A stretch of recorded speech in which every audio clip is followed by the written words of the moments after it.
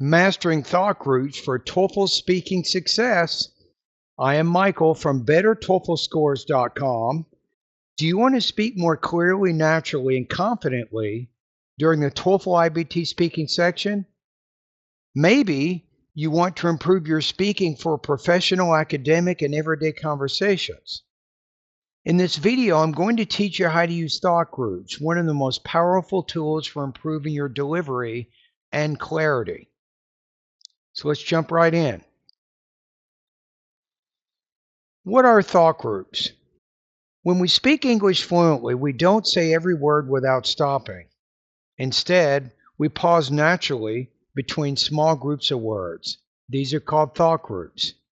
Each thought group expresses one clear idea, and the pause afterward helps the listener process that idea.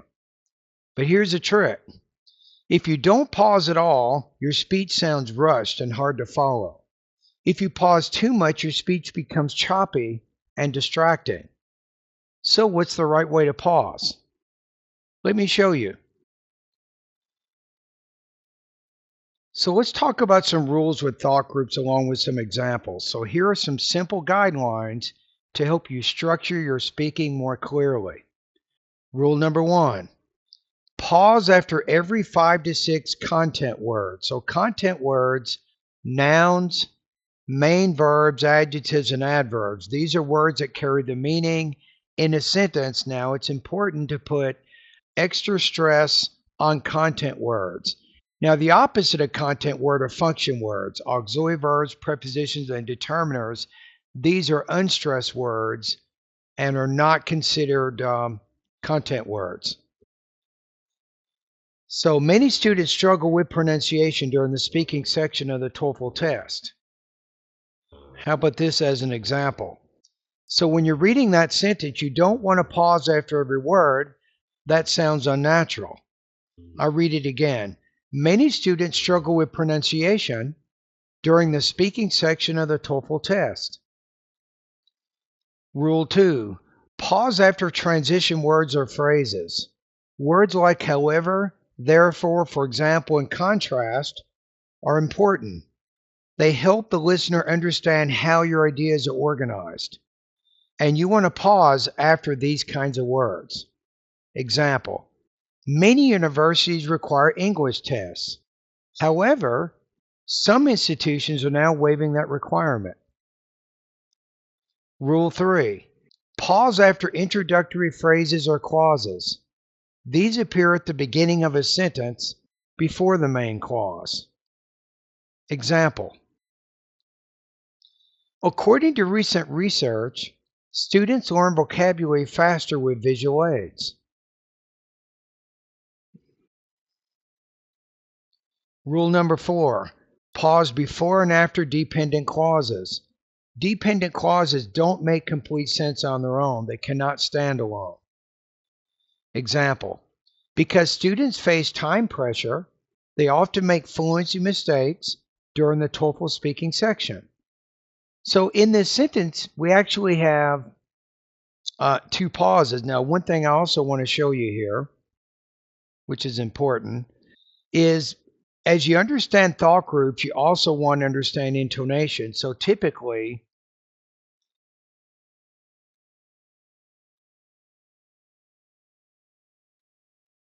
at the end of a thought group, we'll typically have a pause with a slightly higher inflection. Let me go back to where we were here.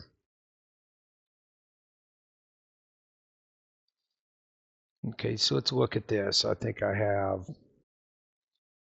going to build a market here. Okay, now obviously you can see that I paused here, but here's something you want to be careful about. So when I look at this sentence, we see there's actually 2 tonal changes here. So according to recent research, so at the end of that first thought group, my tone's going to go up. And then when I read the independent clause, students learn vocabulary faster with visual aids, my tone's going to drop. So at the end of a non-final thought group, you want to have a slightly higher inflection. It tells the listener you're not done with the sentence yet. When you get to the end of the sentence, you want your tone to fall.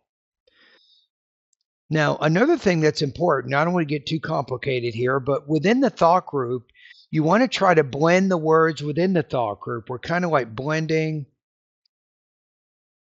these sounds together. So according to recent research, so I'm not pausing after according, not after to, not after recent.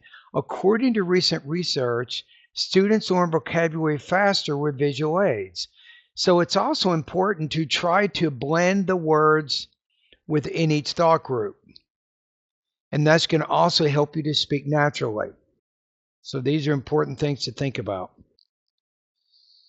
Let's talk about rule number 4. Pause before and after dependent clauses. So in this example down here we have, because students face time pressure, they often make fluency mistakes during the TOEFL speaking section. So here we have 1, 2, 3 tonal changes along with 2 pauses and a final pause at the end.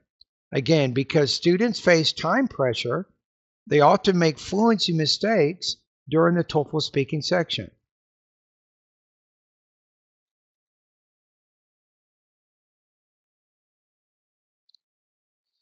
Rule 5. Pause after items in a series. When listing ideas, pause after each item. So these all become individual thought groups. Notice with the pauses, if you pay attention to my tone, so we'll have a slightly higher inflection here, slightly higher. It's going to drop when we get to the end. The lecture mentioned photosynthesis, cellular respiration, and energy transfer. That's pretty natural. Rule number 6, pause before prepositional phrases, especially long or complex prepositional phrases. Example, he explained the concept in the context of animal behavior research. So we're going to pause right before these 2 prepositional phrases here. So he explained the concept in the context of animal behavior research. You might say, well, Michael, why didn't you pause after that first preposition? The reason is we have this basic rule. You're never going to read this in probably in a book, but I think about 5 to 6 stress words is actually a good rule to think about. So we have context is number 1. That's the first content word in that thought group. Animal behavior 2, or animal, then behavior 3, and then 4. So within that, in the context of animal behavior research, there's actually 4 content words. So if there were 5 or 6 in there, or 7 or 8, you might break it into 2 thought groups, but I don't think there's a need to. Again, he explained the concept in the context of animal behavior research. So remember, if you pause too often or in the wrong places, your speech may sound robotic or broken. Practice makes perfect. Pausing in the middle of a thought group is one of the fastest ways to get a low score on your delivery, by the way. So what do I mean by that? So let's take a look at this sentence I just read here. Let's look at it one more time. So it makes sense. We're going to pause after the dependent clause, right? So we have you pause. We have 1, 2, 3, 4, 5, 6. We have 6 stress words there. That consists of it's a pretty long thought group, but I think you can pull it off. If you pause too often or in the wrong places, right? So what I mean by pausing in the wrong place, if you read that and said, if you pause too often or in the wrong places. So if you pause after you and you separate that subject from the verb there, that's a little bit unnatural. That's not going to work. Now, if you wanted to do another pause, the most natural place would be right before that coordinated conjunction. If you pause too often or in the wrong places, right? So what you don't want to do is do not pause in the middle of a thought group. There has to be some kind of logical kind of break. That's where you want to pause. If you're pausing in the wrong areas, it's not going to go well for you on the TOEFL exam, the speaking section. Okay, part 3, thought group practice exercises. So let's build your skill with 3 levels of practice. So I have 30 sentences here. Now you're going to hear me read every sentence, right? So you want to pause the video and I would record yourself. Record yourself reading the sentences so you can compare your recording to my recording. Remember, recording is important because you'll hear yourself differently than when you're just speaking. You'll hear it differently, I promise you.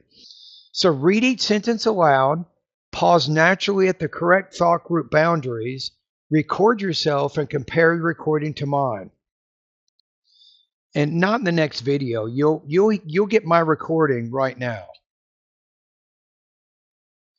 And if you feel like it's too advanced and you can't do it, what you can do is listen to my recording and then practice reading. Practice reading out loud with me, pausing in the same areas, varying your tone, and blending the words within each thought group. Can you do that? If you can do those things, you're really improving your speaking fluency a lot. Okay, let's look at set one.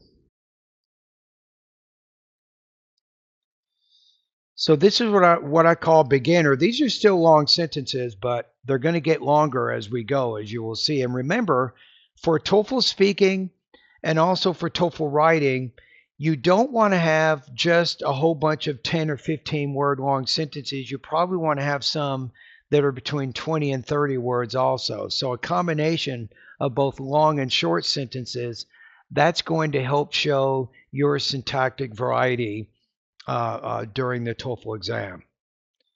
All right, number one, pause if you want to make your recording. Most college students struggle with time management during exam week. Number three, the reading passage discusses the impact of tourism on local culture. 3, in recent years, more people have started working remotely from home. 4, according to the professor, energy transfer is not one directional.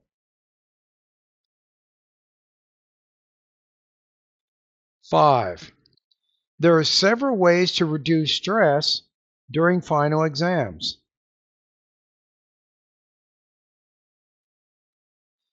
Number 6, scientists observed a rapid change in the ecosystem's biodiversity. 7, the speaker supports the idea with 2 key examples. 8, in my opinion, taking breaks while studying helps with retention. Number 9, the university recently changed its policy regarding late assignments.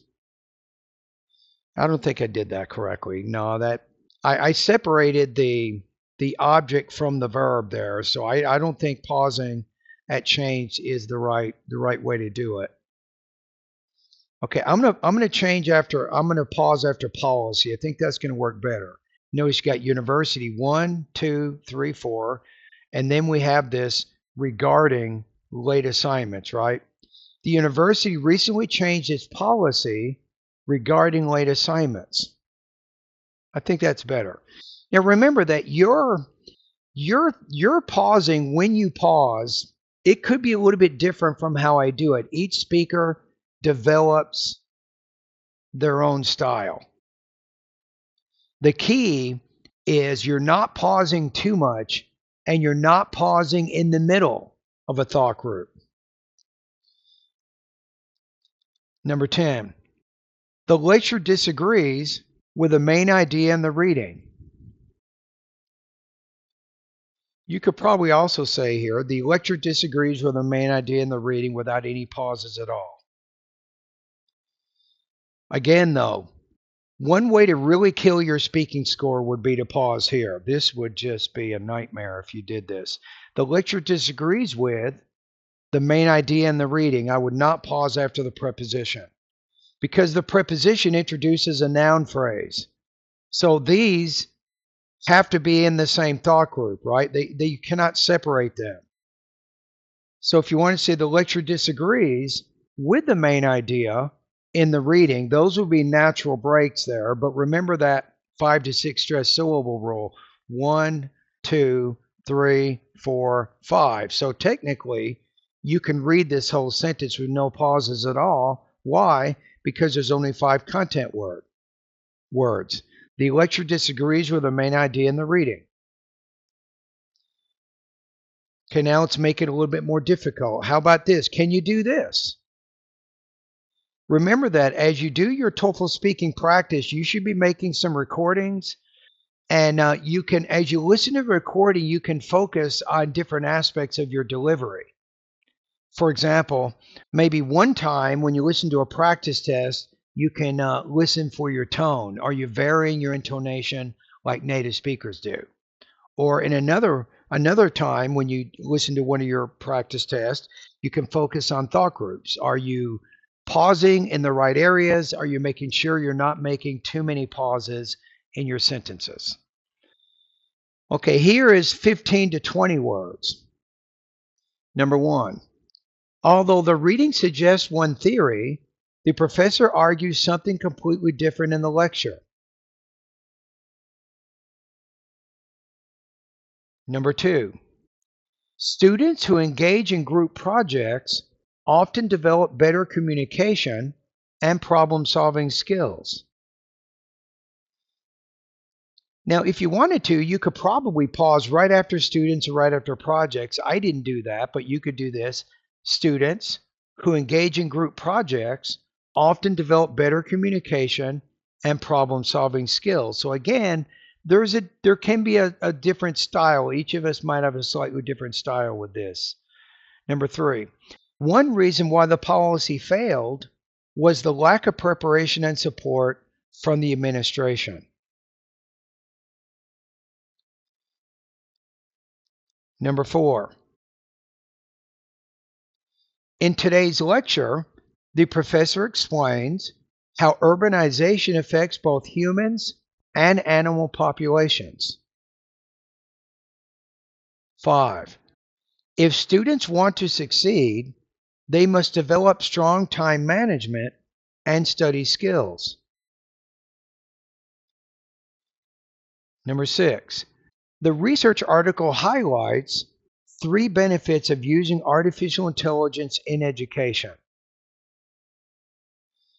That's not the only way you could do it. You could probably say the article highlights 3 benefits of using artificial intelligence in education. I could see that too. You could probably argue that one's even better because highlights is the verb and you have the object directly after the verb, and maybe it's better to throw in the pause here. So you're separating the main part of the sentence, the noun phrase and the verb phrase, along with another noun phrase, the object, and then you have the prepositional phrases after that. Number 7, the speaker contrasts 2 types of memory: short-term memory and long-term memory. Notice how I have to pause after the colon and my tone goes slightly higher. Why? Because I'm not done with the sentence yet. Number 8, according to the announcement, the library will be closed for renovation starting next week. Yeah, I don't know if I did that one that well. Let me look at that one more time. You got library 1, 2, 3, 4, 5. You could probably do it with, yeah, I don't think pausing after close is a way to go. Maybe that's not the right way to do it. Maybe this might be better. Let's read it this way, see how it sounds. According to the announcement, so I'm pausing after the introductory phrase. That makes sense, right? So I pause here, my tone goes up slightly. According to the announcement, the library will be closed, or the library will be closed for renovation starting next week. Yeah, I think that might be a little bit better. The library will be closed for renovation starting next week. Or you'll just do the whole thing with no pauses. The library will be closed for renovation starting next week. Number 9, the professor begins by describing the behavior of animals in unfamiliar environments. Number 10, this change could significantly impact the cost and accessibility of higher education. So that's medium. Now, anybody who's watching this video, if your TOEFL score right now on speaking is, say, 24, 25, 26, this is for you. Can you do this one? Can you read 20 to 30 word sentences fairly naturally without too many pauses? Okay, let's look at number 1 here. The professor challenges the idea in the reading by providing real-world examples that contradict the article's claims. You notice I paused right before that prepositional phrase, and then I paused right before the dependent clause, right? You see how that's grammatical? Those are grammatical thought groups there. The professor challenges the idea in the reading by providing real-world examples that contradict the article's claims. Right, number 2. When students work full-time while attending college, they often experience higher stress levels and academic difficulties.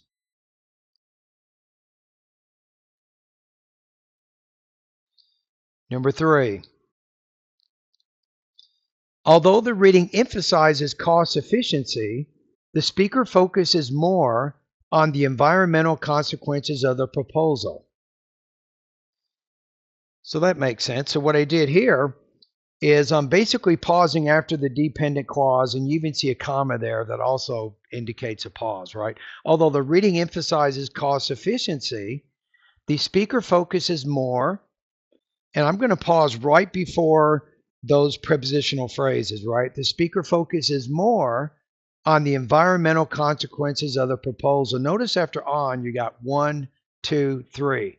There's 3 content words there. There's no need to break this up into more than one thought group there. So we have, although the reading emphasizes cost efficiency, the speaker focuses more on the environmental consequences of the proposal.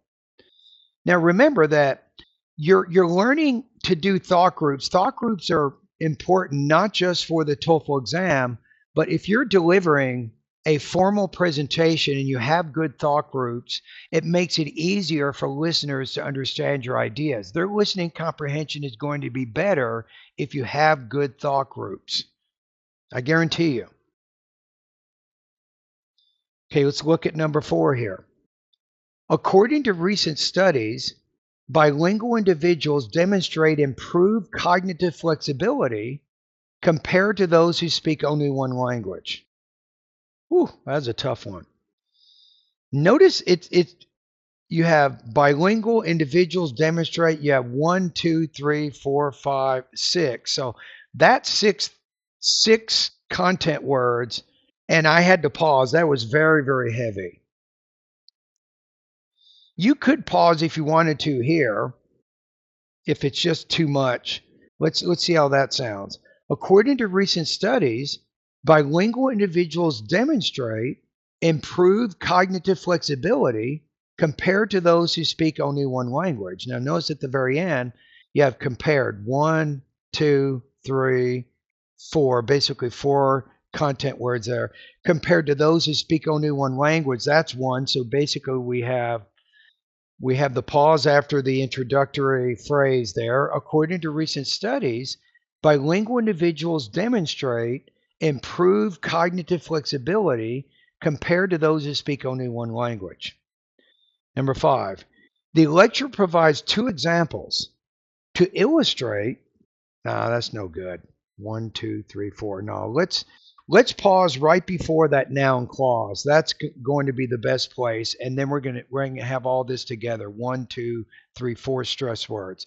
The lecture provides 2 examples to illustrate how social pressure can influence an individual's decision-making process. That sounds fairly natural, like that.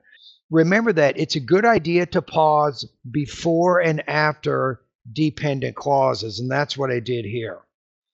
The lecture provides two examples to illustrate how social pressure can influence an individual's decision-making process. Now, a lot of you guys, I listen to your speaking over at my website at Better TOEFL Scores. You're pausing after the subordinated conjunction. Do not do that. You're breaking up that thought group. It needs to be together. You have the connector, you have the subject and the verb within the dependent clause there. Those are all essential components of that thought group, and they should not be separated. Okay, let's take a look at 6. While technology has improved learning access, it has also introduced challenges related to distraction and attention span. So in this case, I'm pausing after the introductory clause there. I'm pausing right after challenges, which is the object after the verb. And then I pause at the very end of the sentence again. While technology has improved learning access, it has also introduced challenges related to distraction and attention span. So that's fairly natural there. Number 7, the professor elaborates on the psychological concept by using an experiment involving children and delayed gratification. Woo, this is a tough one. So I'm pausing right before that prepositional phrase, and I kind of did it by instinct, but I saw this really long word here and this, and I go, wow, this is going to be tough, so I better break it up. And then I pause right after concept and before the next prepositional phrase. And then I saw involving children and delayed gratification. I knew I wanted to kind of group these things together, right? Notice how children is a noun, gratification is a noun. So involving children and gratification, I look at that as being the same thought group. So I figure I better pause right here. So one more time. The professor elaborates on the psychological concept by using an experiment involving children and delayed gratification.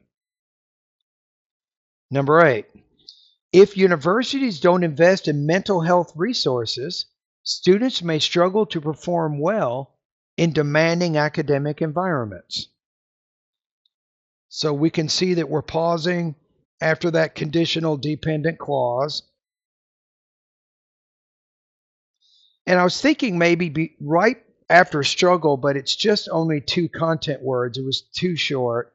So I figured it would be good to pause right here, right before in, and then the noun phrase, demanding academic environments.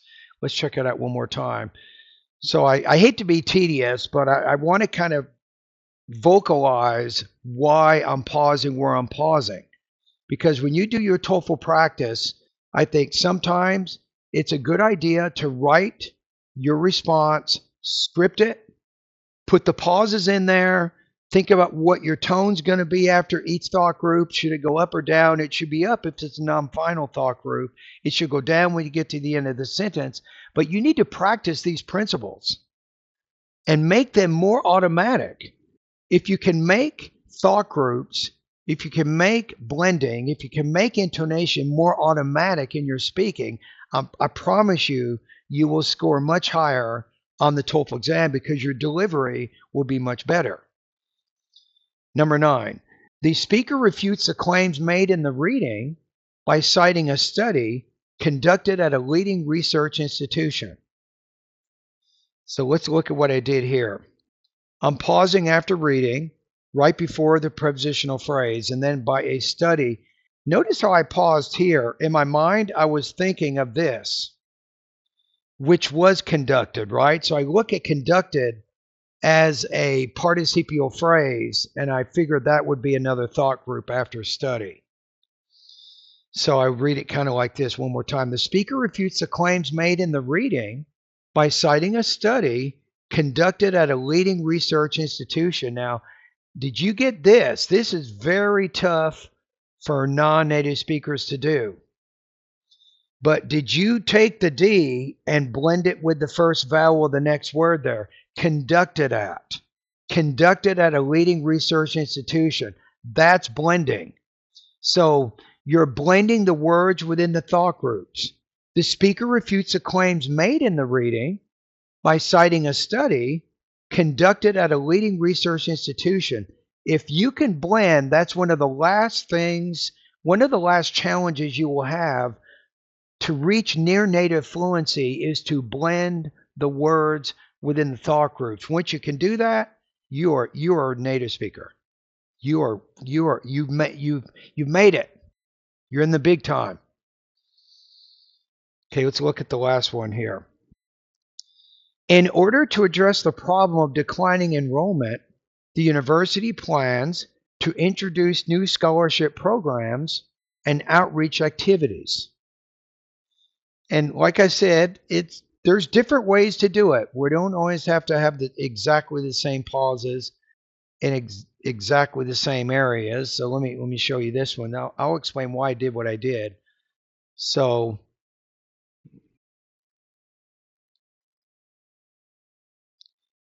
I'm pausing after enrollment first in order to, and then of. You have 1, 2, 3 different prepositional phrases there.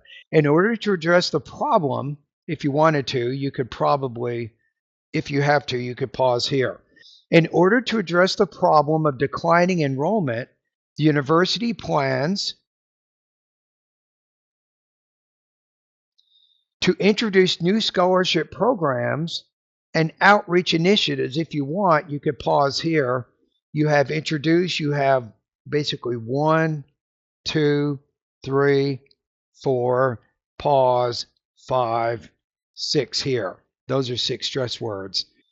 So in order to address the problem of declining enrollment, the university plans to introduce new scholarship programs and outreach activities, or outreach initiatives, I should say. So great job today. Mastering thought groups, as I said, it will help you sound more natural and confident, not just for the TOEFL speaking section, but in real academic and professional situations. If you want expert feedback on your TOEFL speaking and writing, visit me at bettertoeflscores.com. I'd love to help you get the score you need. Don't forget to like, subscribe, and turn on the bell for more TOEFL tips. I'll see you in the next video.